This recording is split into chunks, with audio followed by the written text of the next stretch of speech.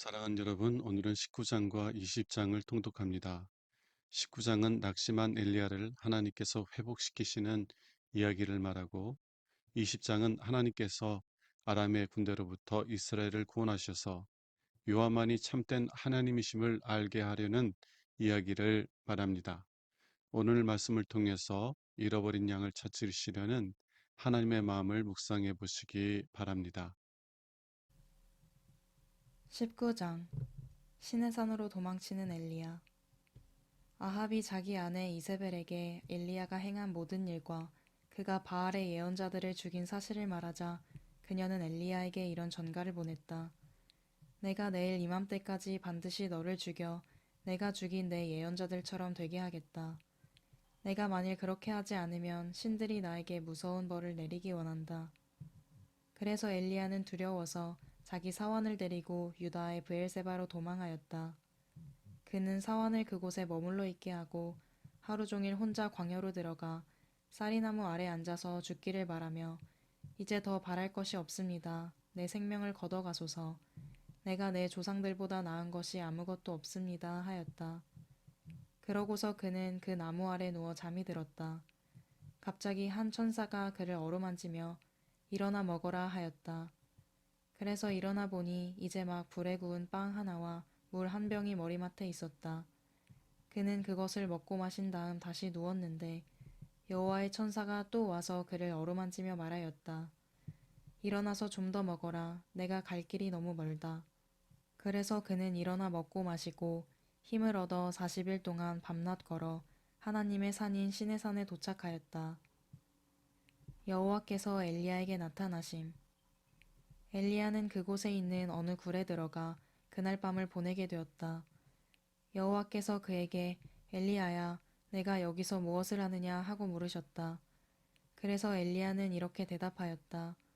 전능하신 하나님 여호와여, 나는 주를 위해 열심히 일해왔습니다. 그러나 이스라엘 백성들은 주와 맺은 계약을 어기고 주의 제단을 헐며 주의 예언자들을 모두 죽이고 살아남은 사람은 나 하나밖에 없는데 그들은 나마저 죽이려고 합니다. 그러자 여호와께서 너는 나와서 내 앞에 서 있거라 하셨다. 바로 그때 여호와께서 지나가시고 무서운 강풍이 산을 쪼개며 바위를 부수었으나 여호와는 그 가운데 계시지 않았다. 바람이 그친 후에 또 지진이 있었으나 그 지진 가운데도 여호와는 계시지 않았으며 지진 후에 불이 있었으나 그 불 속에도 여호와는 계시지 않았다. 그런데 그 불이 있은 후에 부드럽게 속삭이는 소리가 있었다. 엘리야가 이것을 듣고 자기 겉옷으로 얼굴을 가리고 굴 입구에 나가서자 엘리야야, 내가 여기서 무엇을 하느냐? 라는 음성이 들려왔다. 그래서 엘리야가 대답하였다. 전능하신 하나님 여호와여, 나는 주를 위해 열심히 일해왔습니다. 그러나 이스라엘 백성들은 주와 맺은 계약을 어기고 주의 제단을 헐며 주의 예언자들을 모두 죽이고 살아남은 자는 나 하나밖에 없는데 그들은 나마저 죽이려고 합니다. 그때 여호와께서 말씀하셨다. 너는 오던 길로 광야를 지나 다마스커스로 가서 하사엘에게 기름을 부어 시리아 왕이 되게 하고 님시의 아들 예후에게 기름을 부어 이스라엘의 왕이 되게 하며 아벨 무홀라 출신 사밧의 아들 엘리사에게 기름을 부어 너를 이을 예언자가 되게 하라. 하사엘의 칼을 피하는 자를 예후가 죽일 것이며 예후의 칼을 피하는 자를 엘리사가 죽일 것이다. 그러나 내가 이스라엘 사람 가운데 아직 바알에게 무릎을 꿇지 않고 그 우상에게 입을 맞추지 않은 사람 7,000명을 남겨두었다. 엘리야를 따르는 엘리사. 그래서 엘리야는 가서 사밧의 아들 엘리사를 만났는데 그는 12겨리의 소로 밭을 갈고 있었다. 그때 엘리야가 그에게 가까이 가서 자기 겉옷을 벗어 엘리사에게 던지자 엘리사는 자기 소를 버려두고 엘리야에게 달려가 말하였다. 먼저 가서 내 부모에게 인사나 하고 오게 해주십시오. 그 후에 내가 당신을 따르겠습니다. 그러자 엘리야는 좋다, 갔다 오너라. 내가 너를 말리지 않겠다 하고 대답하였다. 그래서 엘리사는 돌아가서 소 2마리를 잡고 그 소의 도구로 고기를 삶아 사람들에게 나누어 주어 먹게 한 다음 엘리야를 따라가서 그의 제자가 되었다. 20장 시리아와의 전쟁. 시리아의 벤 하닷 왕이 그의 모든 병력을 소집하였다. 그는 마병과 전차 부대를 이끌고 온 동맹국들의 왕 32명과 함께 이스라엘의 수도 사마리아를 포위하고 성 안에 있는 아합 왕에게 이런 전가를 보냈다. 너의 은과 금 그리고 너의 아름다운 아내들과 자녀들을 내놓아라. 그래서 아합은 좋습니다. 대왕의 말씀대로 내가 가진 모든 것을 대왕에게 드리겠습니다. 라는 회답을 보냈다. 그러나 벤 하닷은 다시 이런 전가를 보냈다. 나는 너에게 너의 금은과 아내들과 자녀들을 내놓으라고 명령하였다. 그러나 내일 이맘때에 내가 신하들을 보내 너의 궁전과 내 신하들의 집을 샅샅이 뒤져 그들의 마음에 드는 것은 모조리 가져오게 하겠다. 그래서 아합은 자기 보좌관들을 불러 모으고 말하였다. 너희도 알겠지만 이 사람이 우리를 못살게 굴려고 한다. 그가 내 아내들과 자녀들 그리고 금과 은을 요구했으나 나는 거절할 수가 없었다. 그러자 그들이 왕은 절대로 그 요구에 응하지 마십시오. 그에게 굴복해서는 안 됩니다. 하고 조언하였다. 그래서 아합은 벤 하닷에게 이런 회답을 보냈다.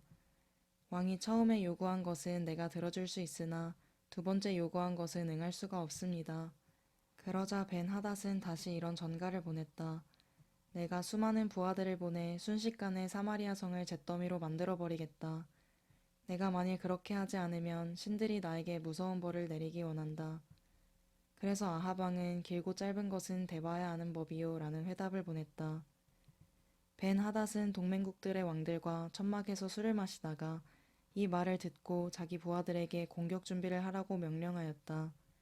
그래서 그들은 성을 향하여 공격 태세를 취하였다. 바로 그때 한 예언자가 아합 왕에게 가서 말하였다. 여호와께서는 왕에게 이 많은 군대가 보이느냐? 내가 오늘 이들을 내 손에 넘겨주겠다. 그러면 너는 내가 여호와인 것을 알게 될 것이다 라고 하셨습니다. 누구를 통해서 그렇게 하겠소? 여호와께서는 각 지방 장관들의 젊은 부하들을 통해 그렇게 할 것이라고 말씀하셨습니다. 그러면 누가 먼저 공격을 개시해야 하겠소? 그것은 왕이 해야 합니다. 그래서 아합은 각 지방에서 젊은 병사들을 소집했는데 그들은 모두 232명이었다. 그런 다음 그는 7,000명의 다른 병력도 동원하여 그 모든 군대를 이끌고 정오에 벤 하닷을 치러 나갔다. 이때 벤 하닷과 그 32명의 왕들은 천막에서 술을 마시며 흥청거리고 있었다. 각 지방에서 뽑은 젊은 병사들이 먼저 나오자 벤 하닷의 정찰병들은 사마리아 성에서 사람들이 나옵니다 하고 보고하였다. 그러자 벤 하닷은 그들이 화친을 하러 나오든지 싸우러 나오든지 무조건 생포하라 하고 명령하였다. 아합의 전 군대가 성에서 달려나가 각자 적군을 쳐 죽이자 그들은 당황하여 도망하기 시작하였다. 그래서 이스라엘군은 그들을 맹렬히 추격하였는데 벤 하닷은 몇몇 마병들과 함께 말을 타고 도망하였다. 그 전투에서 아합 왕은 수많은 말과 전차를 쳐서 빼앗고 시리아군을 무수히 죽이는 대전과를 올렸다. 그 후에 그 예언자는 아합 왕에게 가서 말하였다. 왕은 돌아가셔서 힘을 기르고 만반의 준비를 하십시오. 내년 봄에 시리아 왕이 다시 쳐들어올 것입니다. 시리아의 두 번째 공격. 한편 벤 하닷의 신하들은 그에게 이렇게 조언하였다. 이스라엘의 신은 산의 신이므로 그들이 우리를 이겼습니다. 그러나 만일 평지에서 싸운다면 분명히 우리가 이길 것입니다. 이제 동맹국들의 왕들이 가지고 있는 지휘권을 우리 지휘관들에게 넘겨주시고 이른 병력과 말과 전차를 보충하십시오. 우리가 평지에서 싸운다면 이길 것은 뻔한 일입니다. 그래서 벤 하닷은 그들의 조언대로 하였다.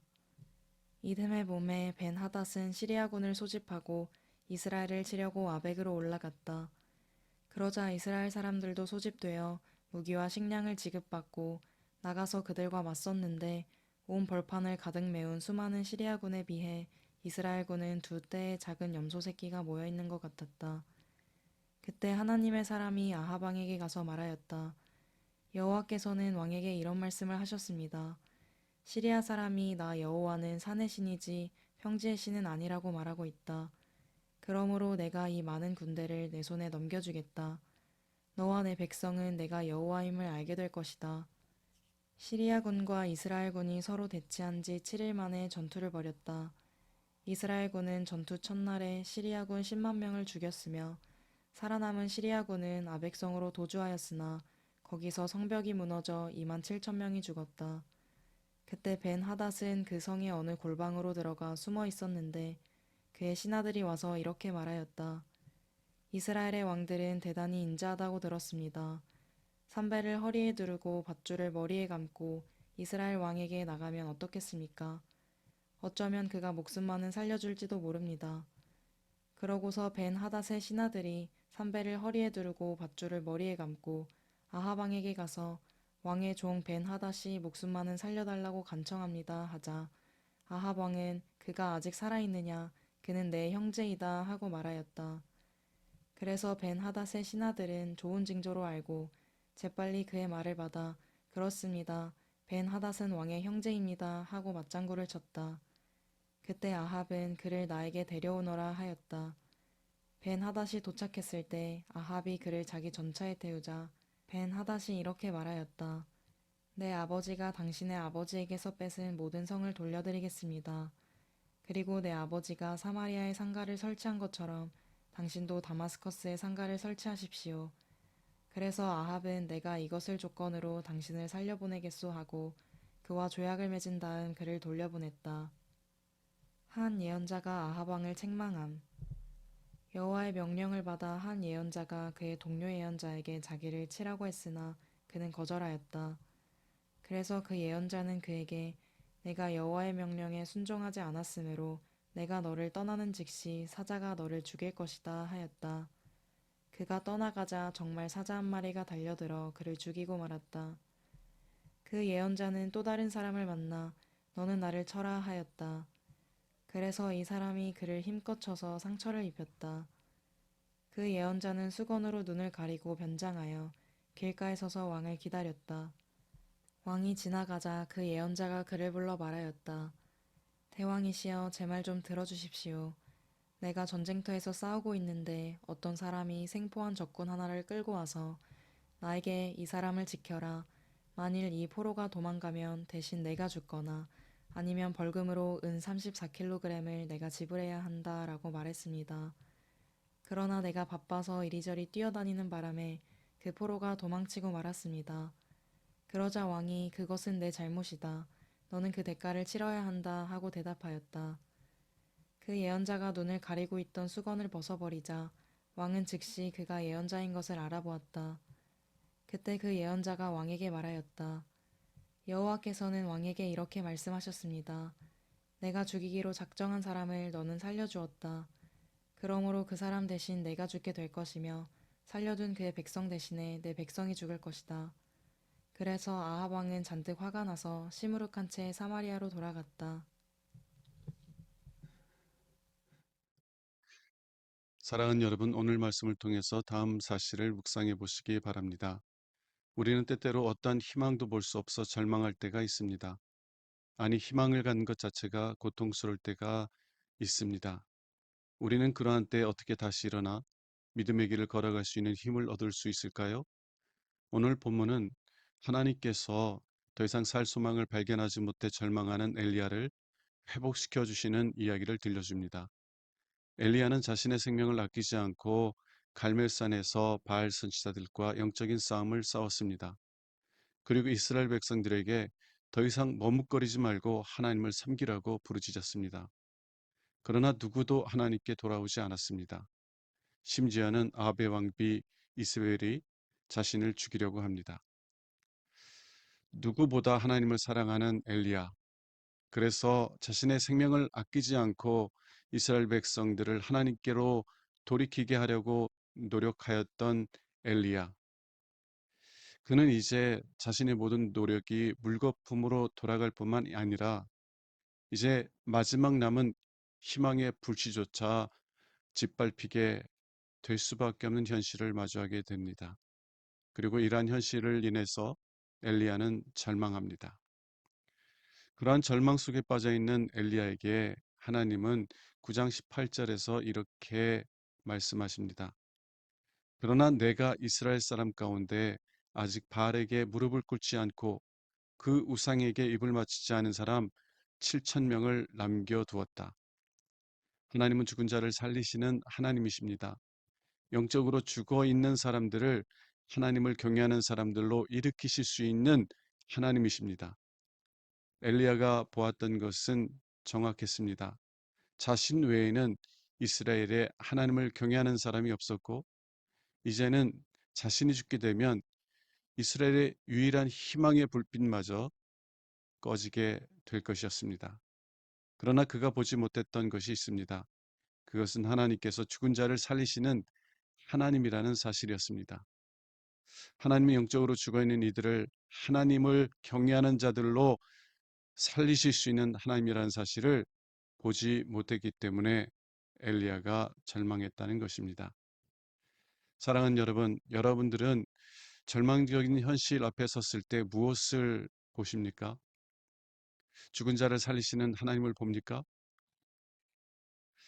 여러분이 절망할 때 죽은 지 날이나 되어 냄새나는 나사로에게 나사로야 나오너라 라고 부르신 예수님의 음성을 들을 수 있기를 원합니다. 하나님의 말씀을 읽을 때 여러분을 다시 살리시는 주님의 음성을 들을 수 있기를 원합니다. 그래서 모두가 희망이 없다고 말하는 때에도 새로운 일을 행하실 하나님을 찬송하며 믿음의 길을 걸어가실 수 있기를 원합니다. 기도하겠습니다. 하나님 아버지, 우리의 마음의 눈을 열어 죽은 자를 살리시는 아버지를 보게 하옵소서. 그래서 모두가 절망할 때조차도 하나님의 약속의 말씀을 붙잡고 찬송하며 믿음의 길을 걸어가게 하옵소서. 우리 주 예수 그리스도 이름으로 기도합니다. 아멘.